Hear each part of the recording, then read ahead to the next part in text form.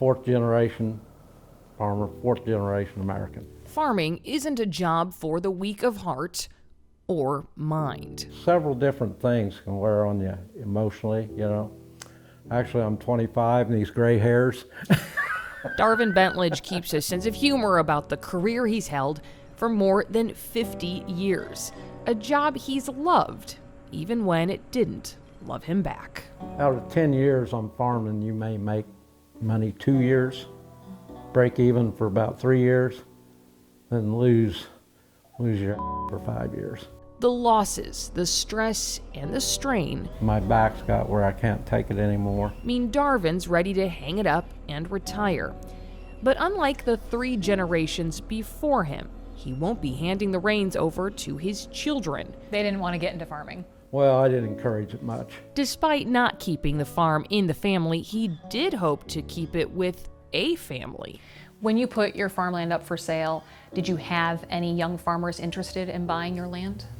Yes. I had lots of young guys. But none could come up with the $4,500 an acre price tag, more than $3 million for the roughly 700-acre farm. If the price sounds steep, the USDA says that's close to the national average. The average value of farmland has almost doubled since 2009, pricing many traditional farmers out.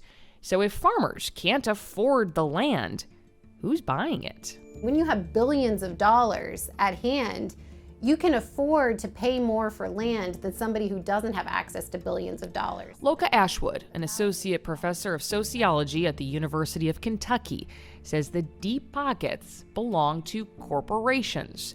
And Loka says that's a problem. When you're an outside investor that's interested in agriculture, you're interested because you want a return.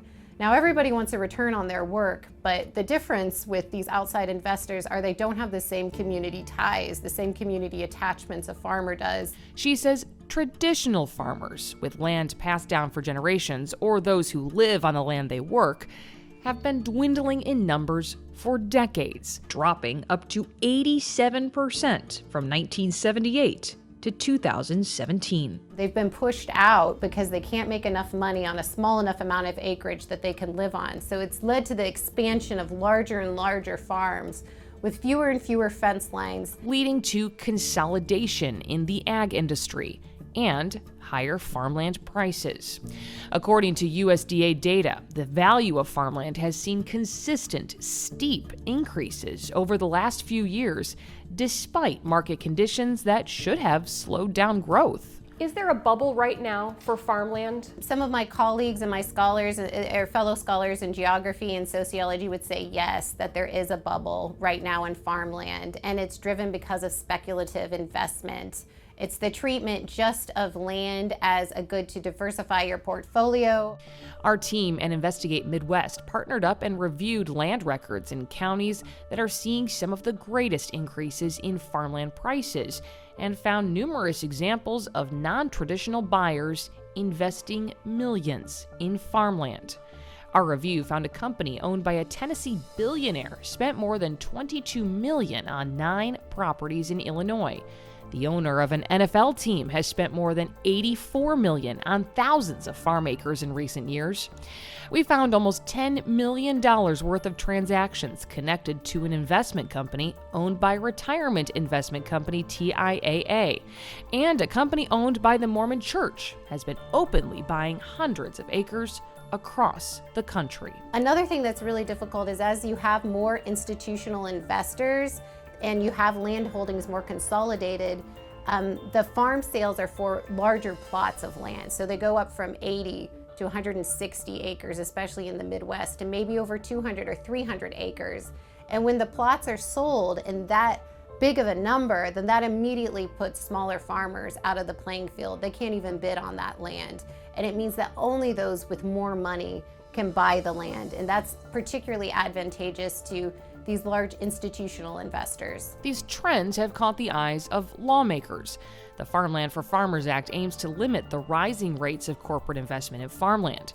Its sponsor, Senator Cory Booker, says, quote, "We must protect farmland from becoming an investment strategy for huge corporations and ensure independent family farmers are not locked out of the opportunities to thrive. But some say not every corporation is a threat to farming. I think rather than just paint it with a broad brush, anyone that's a corporation's bad, anything else is good, I think you just got to look at how much acreage or money certain entities control, and then what the effect of that is. Brian Luffman is president and founder of American Farm Investors, an LLC that buys land at scale, allowing individuals to invest in agriculture without having to front the entire cost of a farm. He's not sure the bill, if passed, would even apply to him, since his company's portfolio is relatively small, only about 30 farms solely in Kentucky. But Luffman says corporations aren't solely to blame for the rise in farmland prices or dwindling farmers. If you completely cut out groups like myself from buying farms around, I think the prices of farmland will probably go down a bit, but I'm not sure that there's going to be a whole lot of buyers that are willing to go back. You're not going to find just thousands of families that are just going to jump in and buy up all the farmland that the groups like myself own at this point, and then turn them back into these perfect little family operations. Instead, he says companies like his could actually make the future brighter for America's farming industry. As long as people who are buying the farms are actually trying to help lease it to good farmers, help produce some scale, I think every single one of my farmers would say what we're doing is a good thing for them, not competing with them. Do you think there's a farming bubble right now? No, I do not think farmland is in a bubble. But some financial experts are still concerned, pessimistic about what outside investment means for land prices.